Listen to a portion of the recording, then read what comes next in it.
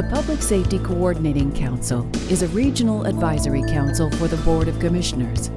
The Pscc's vision is of a community safe from crime and disorder within the framework of a free society under the rule of law. The Council brings together agencies involved in public safety to assure that policies and programs work in a coordinated manner across jurisdictional lines and in collaboration with one another. The Council is comprised of state-designated agency representatives and other stakeholders. Its members include justice agency leaders, educators, service providers, and elected officials. The Council develops and recommends to the County Board of Commissioners plans to provide a comprehensive corrections program for both adults and juveniles. Our mission is to provide leadership in partnership with our community, state, and local governments to create a cohesive public safety system, foster lawful conduct, and hold accountable the offender and the public safety system. The Public Safety Coordinating Council is a statutorily developed group. It's a result of Senate Bill 1145, developed back in the mid-90s.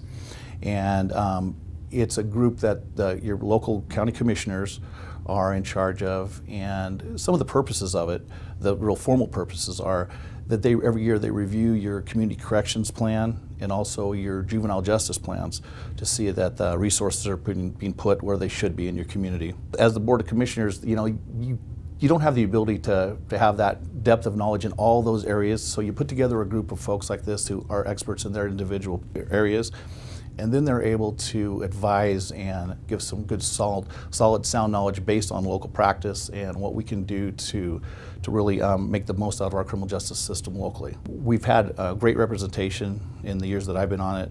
I've been on this particular Pscc since 2005, and we've had the opportunity to just bring in all kinds of ideas, and I think our community members and those partners come up with some really good ideas that they see out in their world, whether they work in the education side or they work in the business community, and they'll see problems or they'll see areas that need some exposure, and then the group can discuss those and make recommendations back to the Board of Commissioners. When we get a bunch of people together and they know their particular area really well, but they don't always necessarily know what some of the other limitations are with these other aspects of the area. And I think it's a good educational piece for all of us. We start to see, well, we know that our goals, for example, if you're in law enforcement, we need to protect the citizens at 2 in the morning when this individual is a problem, we're dealing with that. But we've got another aspect that's dealing with them 2 days later when they're in a, whether they're in a jail cell or they're in a treatment environment or they're dealing with the probation officer. It's a different set of needs, and so we all have to communicate on how do we best fix that as a whole, as opposed to just addressing those individual pieces as they come up. For example, a current issue right now that was brought to the surface is how are we using our local resources around some of the, we have some folks that overlap into the many different areas of our systems. And for example, folks maybe have a combined, they have a substance abuse issue and they have a mental health related issue, and they've had some run-ins with local law enforcement, which also would involve the state courts and would involve probation and parole, because they've touched all these systems. And we look at how many different people are putting resources into assisting these folks, and what can we do then? So we developed a subcommittee to see what is it that we can do to work together to better get these people the resources so they can get out of this cycle of continuing to fall into all of the needs that we try to provide in each of these groups. And so I think it's been really helpful to put together that subcommittee in the fact that all of a sudden now we've been able to realize we're all dealing with the same individual. It's been more of a siloed effect, and we haven't been able to coordinate those efforts as best we can.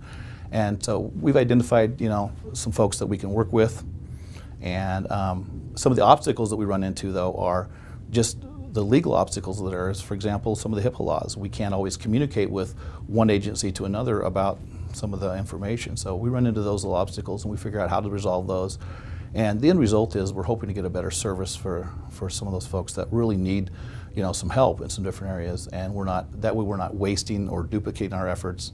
In the past, we've worked on issues, for example, with the, when we started the Talent Transition Center. That was a piece that, we had a shortage of jail beds, and looking for options and make recommendations back to the Board of Commissioners about how do we take those, best use our local resources and get folks the help that they need, and take a look at all the pieces of that system. I'm excited to have Doug step in, and he's really energetic, and he's really got a lot of great ideas. He's already stepped forward with things that he wants to see done and wants to learn, and and help us out with whether Jackson County wants to make a move that could affect the entire state. Maybe we're going to develop some policy around a program we've developed here that we need to take forward. He's one of those people that's willing to step forward, move that to the next level, the legislative level, and take a solid look at that. So.